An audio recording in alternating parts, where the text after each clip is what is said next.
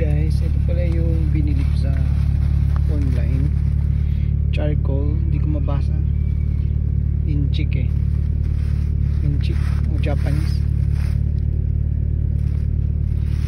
Hindi ko alam kung effective to, pero sa nabasa ko sa reviews, eliminates odor. Kahit sa internet na nag-search ako, can eliminate bad odor. Kasi syempre minsan nakukulob yung sasakyan, kaya maglalagay ako nito. Nasa 54 ata to isa, basta ganyan. Bali dalawa binili ko, itatry ko ilalagay, pero may nilagay na ako dito. Wala pa to, dati pa ang ginagawa ko dito ko nilalagay sa passenger seat.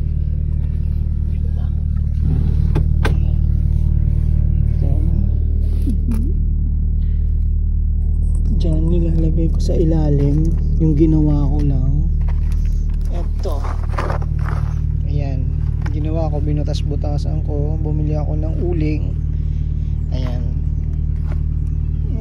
Sa ngayon di naman parang walang amoy nga yung sasakyan, tapos parang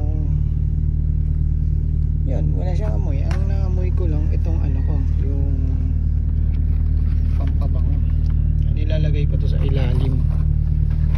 Bali may dalawa pa ako dito, nag-iisipan ko saan ko ilalagay. Yun, yun dito, pwede yata dito kasi wala naman ako nilalagay dyan. Pwede dyan. Yung isa siguro dun sa likod, kasi pag halimbawa umuulan, pag nilagay ko sa ilalim baka mabasa. Ano lang kasi siya, sana okay din naman to, nabili ko sa Shopee. Ayan. Tsaka pala dito may nilagay din ako, dalawa pala yun yung ginawa kong ulit. Ayun, butas-butasan ko. May nakapagsabi kasi sa akin before na nung mabaho yung binubuga ng aircon, ilagyan ko daw ng uling dyan na part. Pero as of now okay naman siya, hindi naman siya mabaho. Pag nag-aircon ako hindi na mabaho, na-prevent naman. Ito lang, air dispenser ko ginagamit pala dito.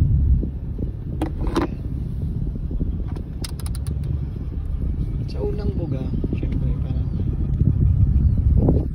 ito sa mga ilalagay siguro sa likod. At saka pala guys, siguro once a month, tapos siguro at least 1 to 2 hours pinapainitan to. Ang ginagawa ko naman, yung dalawang ginawa ko nilalagay ko dito dyan sa unahan dashboard, tapos yung init dyan para ma-activate daw yung charcoal. So ito siguro lalagay ko sa likod kasi meron na doon, meron na dito, tapos dito sa ilalim ng passenger seat ay sa left side. Ilalagay ko naman siya sa likod, itong isa.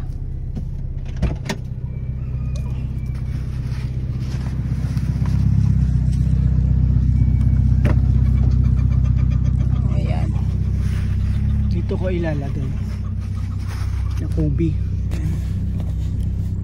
siguro dito para na-activate siya lagi. Ano paano, ayan, dyan siguro dyan na lang siya siguro.